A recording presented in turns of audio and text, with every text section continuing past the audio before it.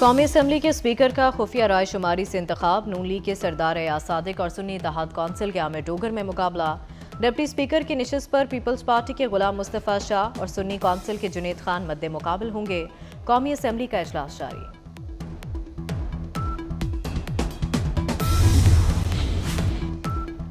कौमी असम्बली इजलास में अपोजिशन का शोर शराबा। पॉइंट ऑफ ऑर्डर पर बात करते हुए सुन्नी इत्तेहाद कौंसिल के उमर अयूब ने कहा, ऐवान में फॉर्म 47 की वजह से अजनबी मौजूद हैं। उन लोगों ने अवामी मैंडेट पर डाका डाला, स्पीकर के इलेक्शन में हिस्सा नहीं ले सकते। जवाब में स्पीकर ने कहा, आप लोग एहतजाज करें लेकिन ऐवान की कार्रवाई चलने दें। बैरिस्टर गौहर बोले, ऐवान नामुकम्मल है, इसे मुकम्मल होना चाहिए। कौमी असम्बली में फॉर्म 47 वाला रुकन बैठ सकता है, अगर ये नहीं तो वो अजनबी है।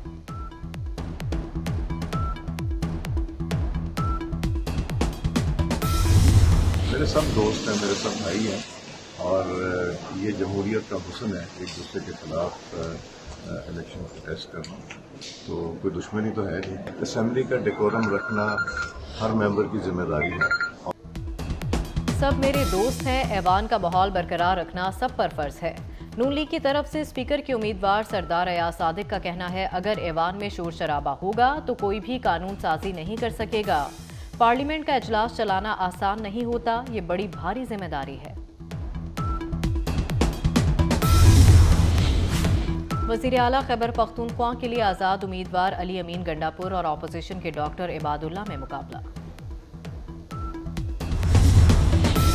सदारती इंतखाब 9 मार्च को होगा। इलेक्शन कमीशन ने सदारती इंतखाबात का शेड्यूल जारी कर दिया। कागजात नामजदगी कल दोपहर 12 बजे तक जमा करवाए जाएंगे। कागजात नामजदगी की स्क्रूटनी का अमल 4 मार्च तक मुकम्मल कर लिया जाएगा।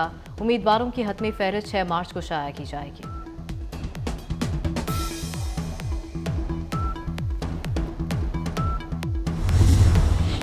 पीपल्स पार्टी ने सरफराज बुगटी को वज़ीर आला बलूचिस्तान नामजद कर दिया। मीर ज़हूर बुलेदी, मीर सादिक इमरानी, नवाब सनाउल्लाह ज़ाहरी भी बलूचिस्तान की वज़ारत आला की दौड़ में शामिल थे। बलूचिस्तान का वज़ीर आला का फैसला। वज़ीर आला बलूचिस्तान के लिए कागजात नामजदगी आज जमा होंगे, इंतखाब कल होगा।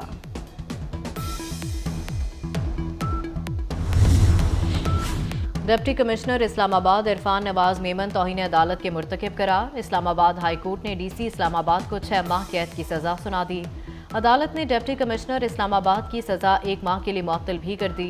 इस्लामाबाद हाई कोर्ट ने करार दिया, 30 दिन में अपील में सजा मुअत्तल ना हो तो गिरफ्तार किया जाए।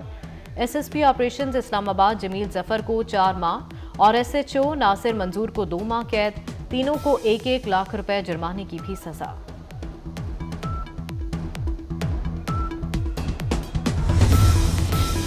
मुल्क भर में बादलों की जबरदस्त इनिंग्स, कहीं रिमझिम कहीं मूसलाधार बारिश। पंजाब के मुख्तलिफ इलाकों में बारिश, गुजरांवाला, सियालकोट और कसूर में बादल बरस पड़े। झंग, चिन्योट और लैया में भी बारिश।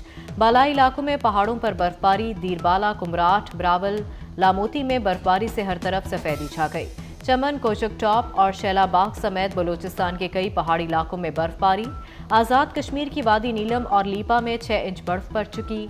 मलका कौसार, मरी, गलियात और गिरदोनवा में आज और कल शदीद बर्फबारी और बारिश की पेशगोई।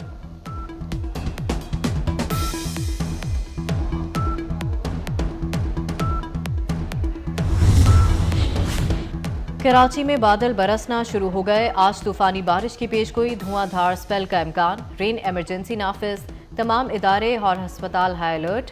बारिशों की पेशगोई के तनाजुर में सरकारी और निजी इदारों में हाफ डे। शाम की शिफ्ट के निजी और सरकारी स्कूलों में छुट्टी का ऐलान। हैदराबाद, ठट्ठा, बदीन और थरपारकर समेत सिंध में शदीद बारिश का इम्कान। सिंध के माहीगीरों को मोहतात रहने की हिदायत।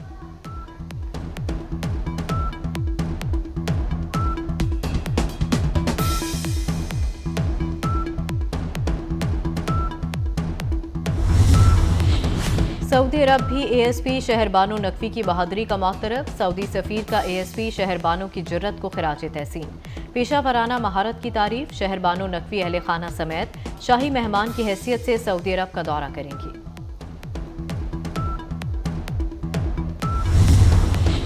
अक़वाम मुत्तहिदा का गजा में इमदाद के मुंतज़िर फ़लस्तीनियों पर इसराइली हमले की तहकीकात का मुतालबा।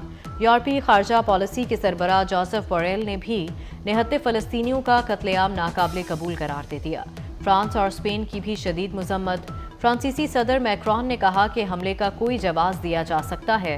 गुज़िश्ता रोज़ गजा के जनूब मगरबी इलाके अल रशीद स्ट्रीट में इसराइली फ़ौज के हमले में 104 फ़लस्तीनी शहीद और 760 फ़लस्तीनी ज़ख्मी हुए थे।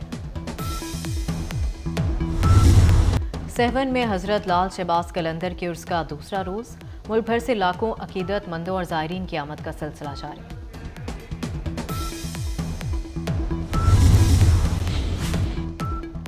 कौमी असम्बली इजलास में अपोजिशन का शोर शराबा। पॉइंट ऑफ ऑर्डर पर बात करते हुए सुन्नी इत्तेहाद कौंसिल के उमर अयूब ने कहा, ऐवान में फॉर्म 47 की वजह से अजनबी मौजूद हैं। उन लोगों ने अवामी मैंडेट पर डाका डाला, स्पीकर के इलेक्शन में हिस्सा नहीं ले सकते।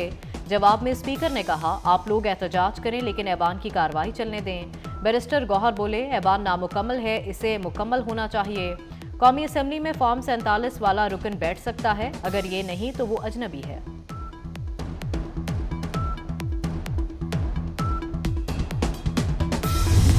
मेरे सब दोस्त हैं, मेरे सब भाई हैं और ये जमहूरियत का हुस्न है, एक दूसरे के खिलाफ इलेक्शन प्रोटेस्ट करना, तो कोई दुश्मनी तो है नहीं। असेंबली का डेकोरम रखना हर मेंबर की जिम्मेदारी है। सब मेरे दोस्त हैं, ऐवान का माहौल बरकरार रखना सब पर फर्ज है। नून लीग की तरफ से स्पीकर के उम्मीदवार सरदार अयाज सादिक का कहना है, अगर ऐवान में शोर शराबा होगा तो कोई भी कानून साजी नहीं कर सकेगा। पार्लियामेंट का इजलास चलाना आसान नहीं होता, ये बड़ी भारी जिम्मेदारी है। वज़ीर आला खैबर पख्तूनख्वा के लिए आज़ाद उम्मीदवार अली अमीन गंडापुर और अपोजिशन के डॉक्टर इबादुल्ला में मुकाबला। सदारती इंतखाब 9 मार्च को होगा। इलेक्शन कमीशन ने सदारती इंतखाबात का शेड्यूल जारी कर दिया। कागजात नामजदगी कल दोपहर 12 बजे तक जमा करवाए जाएंगे। कागजात नामजदगी की स्क्रूटनी का अमल 4 मार्च तक मुकम्मल कर लिया जाएगा।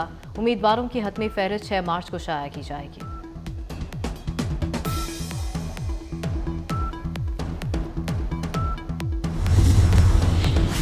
सऊदी अरब में पहली मरतबा आइस स्केटिंग के मुकाबले अमरीका, बरतानिया, फ्रांस, स्विट्जरलैंड, चीन के स्केटर्स समेत मकामी स्केटर्स की शिरकत।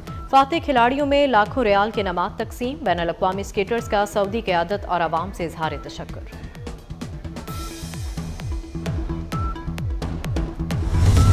और लोक फनकार आलम लोहार के मद्दा आज उनका 96वां यौम पैदाइश मना रहे हैं। आलम लोहार ने चिमटे को बतौर इंस्ट्रूमेंट मुतारिफ कराया। जुगनी समेत उनके गाए लोक गीत आज भी कानों में रस खोलते हैं। जुलाई 1979 को ट्रैफिक हादसे में जाँ बहक हुए।